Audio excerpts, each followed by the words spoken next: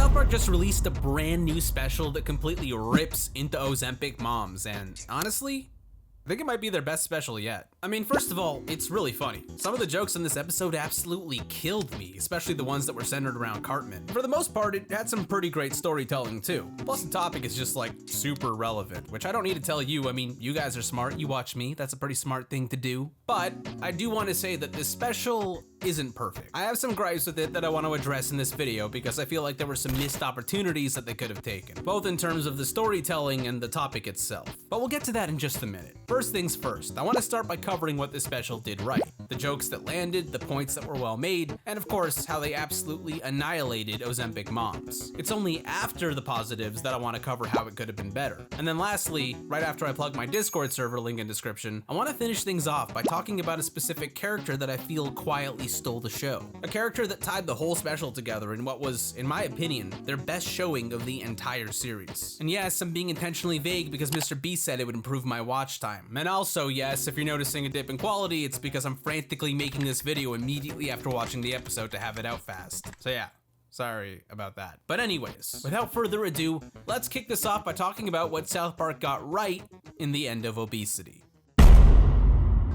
Now, as far as South Park episodes go, I feel like the plot of this special was pretty straightforward. Cartman is told that he can finally be thin with the help of semaglutides, like Ozempic, but he can't afford it because the medical industry is literally cancer and it would cost him around $1,200 a month to take them. And so, with the help of Kyle and the other boys, they fight the industry and try to make it possible for everyone to get access to the obesity drugs instead of just rich people. And that's basically the A-plot of this special in a nutshell. The other half focuses on Randy and how he accidentally gets mixed up with a bunch of Ozempic moms who are abusing the drugs to look more fit. And of course, in typical South Park fashion, these two plot lines come to a head in the final act of the special, where the boys, Randy, and the moms all face off in a crazy epic showdown involving guns and a high-speed chase with a truck.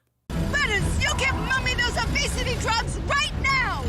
But I thought you didn't use obesity drugs, Mama! I thought you were doing Pilates and stuff! Now, there's so much that this episode does right that I almost don't even know where to begin, which is why I'm gonna do the easy thing and just start with Cartman. Because in my opinion, what this episode does with Cartman is brilliant. It shows Cartman in a light that we pretty much never get to see, but it's all just a giant setup for the big payoff at the end of the episode, which is a general concept that they've done before, but never quite like this. Basically, throughout like 90% of this thing, Cartman is portrayed as depressed, timid, and an all-around subdued version of how he would usually be. Like, even though as the viewer, you know that Cartman is an absolutely evil psychopath, they somehow manage to convincingly show him in a light that makes you feel bad for him. And I'm not just saying that because I'm an easily manipulated, emotional little bitch. That's unrelated. This was just good writing. See, they make you feel bad for Eric by showing off the legitimate sense of hopelessness around his situation, and then to really drive the point home, they even have Kyle show sympathy towards him without any immediate turnaround like in the Jennifer Lopez episode. Alright, I guess it's possible. I got you kinda, I got you kinda. But the genius of this special is how they contrast this timid version of Cartman with the version that we see in his dreams where he finally gets to be thin. Because as it turns out, the only reason that he wants to be thin is so that nobody can make fun of him for being fat, which might sound like something that a lot of regular fat people would want, but his reason is a little different. His reason is because he thinks that being fat is his only negative quality, and that if he was thin, he could get away with being the biggest asshole on the planet without any consequences. Cow, guess what? You're a totally ugly ginger and your religion is bullshit. Oh yeah? Well, damn it! Yeah! Adam! I thought these dream sequences were hilarious, especially the super random parts about making fun of Pakistani people. Because I mean, of course Cartman hates people from Pakistan for their haircuts. It's Cartman. But what really makes these dream sequences so great is the context that they provide for how sad he is in his actual life. Because even though Kyle and the boys think it's heartbreaking that he's so down, we as the viewers know that he's only that sad because he can't be more of an asshole than he already is. And that pays off perfectly at the end of the episode. Because after Kyle fails in his efforts to help Eric, and he finally convinces the school to agree to stop making fun of fat people, it just leads Eric to do this. Kyle, guess what? What? You're ginger! God, I just love how big of a piece of shit Cartman is. It's too perfect. Those aren't even the only good Cartman moments in this special either. There's also a bit where they use him to comment on how some obese people don't actually need weight loss drugs to get in better shape. They just need some semblance of willpower. And the way they make this point is hilarious. My favorite thing in the world is eating a cereal bomb and taking a at the same time to make more room. But I got to the last two thighs at the bottom and I was like, wait a minute, I think I'm full. Also, I just gotta say, my favorite part of this gag is how Butters seemed genuinely impressed that Eric didn't eat the whole bucket. I always drink the chocolatey chicken milk left at the bottom, but it's still sitting there. Wow! Now, you might be thinking that this cereal bomb is an exaggerated portrayal of how fat people eat, but I have repeatedly eaten bowls of cereal that look like this. So that one kind of hit home for me, which is sad. I need help. Now, outside of Cartman, another character that I was really impressed with in this special was Randy. I felt like Randy was handled in a much better way in this special than we've seen him in a lot of the recent seasons. Sure, he was still a wild party type of character, but he seemed a lot more balanced this time around. And I liked that he had a clear moral compass throughout all of his shenanigans. He could sense that the Ozempic moms were not good people and eventually chose to do the right thing in the end, which is a far cry from the Randy that blew up backyard weed farms just a few seasons earlier. This is a nicer Randy. And that's the kind of Randy that I want to see more of. A little on the crazy side, but also a good person. Plus, there was this moment in the beginning of the episode where he actually acted like a normal father, and that was when he got on Shelly's case about not wearing a midriff top to school. We've talked about this, Shelly.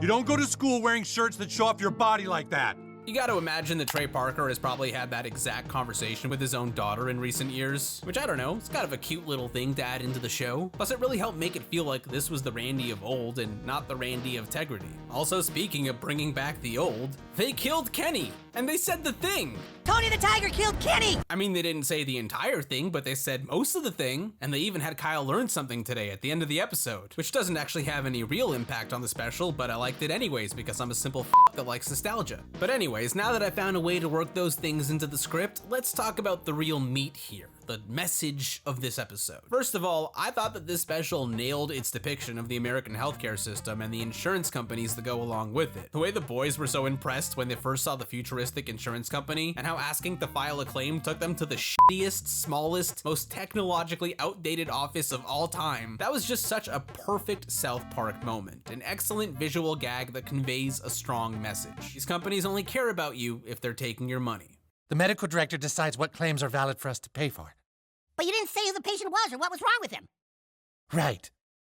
The medical director's job is just to say no. But the Ozempic moms is where I felt the show's message truly shined. The moms in this episode are not obese and do not have diabetes. They're just middle-aged women who are incredibly superficial and don't want to put in the work when it comes to having the perfect body that they desire. Instead, they just abuse Ozempic or other semaglutides to do the work for them and then lie about achieving their bodies through exercise. And I think that already paints them in a bad light on its own. But the way the special really digs into them is through their attitude towards the people who actually need the medications that they're hoarding. These moms are so ruthless and desperate to look good that they even rob the pop-up pharmacy that Kyle opens where he's selling semaglutide drugs for cheap. So cheap that they could easily afford them, but instead they choose to steal them and destroy Kyle's pharmacy in the process, which once again takes the drugs away from people who actually need them. It's just the perfect portrayal of how selfish this behavior really is. Because there are people out there with diabetes or who are stuck in a situation where they're so obese that it's genuinely difficult for them to exercise or even stand up for more than 10 minutes. But thanks to a bunch of superficial rich people, access to these drugs is more limited than it should be. And look, I get that everybody should be putting in the work to lose the weight without these drugs. I'm 100% on board with that. But I still think that someone who is stuck at 500 pounds and is struggling to walk is probably more deserving of Ozempic than some middle-aged woman that isn't even fat to begin with, which is something that I'm guessing Trey Parker and Matt Stone are seeing a lot of these days, given that they probably run within wealthy social circles. I imagine that they're making fun of the people that they actually know. But the crazy thing is that while this is a real problem, I kind of feel like South Park could have gone harder on this topic than they already did, which is the convenient segue that I'm going to use to go into the next section of this video. Now you're probably thinking to yourself, Slush, this special was so good. How do you want them to go harder? What missed opportunities are there? And the answer is butt sex. Butt sex? Nah, I just wanted to use that clip of Chef saying butt sex. I will go into how I think they could have went harder, but first, I want to talk about the missed opportunities that happened within the story itself. Specifically, how they utilized the food mascots and that entire side of the story. Now, I know that Trey and Matt wrote in the food industry element to show that the pharmaceutical companies are working in tandem with the food people to make people unhealthy and profit off of it. But I just feel like that side of the story was severely underused. I mean, did I find the mascots funny when they were on screen?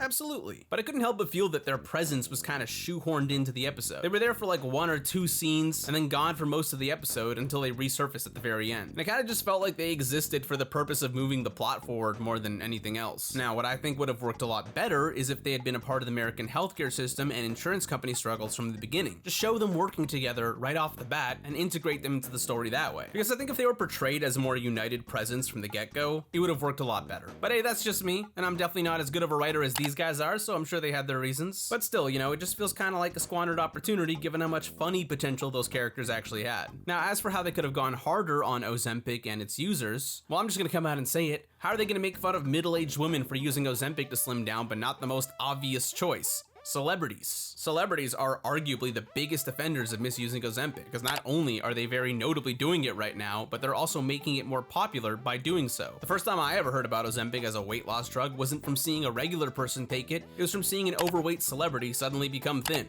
like Jonah Hill or Jesse Plemons. In fact, it's such common knowledge amongst the average person that celebrities use Ozempic for weight loss that people will just assume Ozempic's behind the weight loss of any famous person. I remember seeing a Reddit thread claiming that Shane Dawson was on Ozempic when he started losing weight a few months back. And maybe he is, I don't know. But when I saw that thread, I tried looking into it and came up with absolutely no evidence to support the claim. Because that's just how in the zeitgeist Ozempic is when it comes to celebrity culture. So I think their failure to dig into that in any major way is kind of the first big missed opportunity that this special had. But honestly, when it comes to discussing these obesity drugs, I think there's an even more important point that they pretty much didn't cover at all. In this special, they portrayed semaglutides like they were some sort of perfect miracle drug. But in reality, I think the story with Ozempic and other medications is a lot more complicated. Like, for example, for some people, there are a number of potential consequences to taking Ozempic long term that are pretty scary. You know, things like stomach, paralysis, cancer, cardiovascular issues, pancreatitis. There was that one woman who suffered genital necrosis, which is so up. You don't even really have to look far to find anecdotes about this stuff either. Just do a quick search on YouTube and you'll find people talking about their negative experiences with Ozempic. Hell, I found the comment claiming that Ozempic gave them gastroparesis, a condition that makes your stomach forget to empty its contents when it's supposed to, causing you to have constant constipation and potential damage to your intestines. And that person claims that it never went away even after they stopped taking Ozempic, which is terrifying to me because I really like my ability to poo. So yeah, while it works well for some people, for others, long-term use is just not an option, which means that many of the people who take Ozempic might have to stop and inevitably regain most of the weight that they lose, which is a thing that happens with Ozempic. So to be honest, when I heard that South Park was doing an Ozempic special, I was half expecting them to comment on that. I thought maybe Cartman was gonna get thin, be forced to stop taking Ozempic and end up fat again, with an overall message of it being better to put in the work to lose weight as opposed to relying on a drug. But to be fair, these are just small nitpicks in what was otherwise a very solid special. So I'm not upset about it, I just feel like they were missed opportunities for the show to be even more poignant than it already was.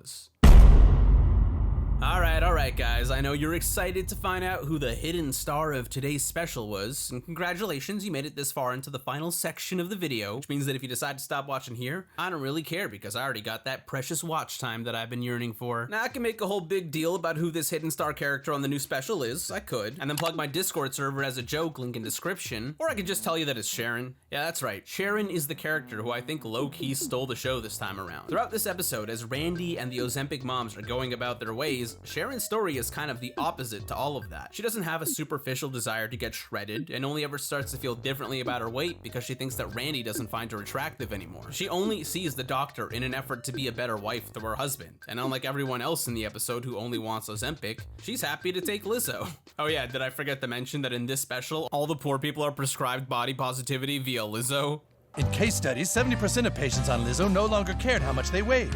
I don't give two So even though Kyle is the one battling the healthcare industry in this special, it's Sharon who acts as the voice of reason in my eyes. And that's one of the reasons that I feel like this is her best appearance on the show. But it's not just that. I also think that this might be the first episode in years, or possibly ever, that Sharon was not portrayed as an angry wife. Usually we see her yelling at Randy and getting upset, but this time was different. This time Sharon was gentle and understanding towards him. She tried to navigate the situations in front of her with authenticity to her values, and she didn't display any type of jealousy for Randy being on the drugs that she kind of wanted to be on herself. Like, in every way, she was being an awesome life partner, even though Randy is obviously a lot to handle. And I thought the fact that the episode ended with the two of them going into the Holiday Inn and doing Molly was kinda dope as f.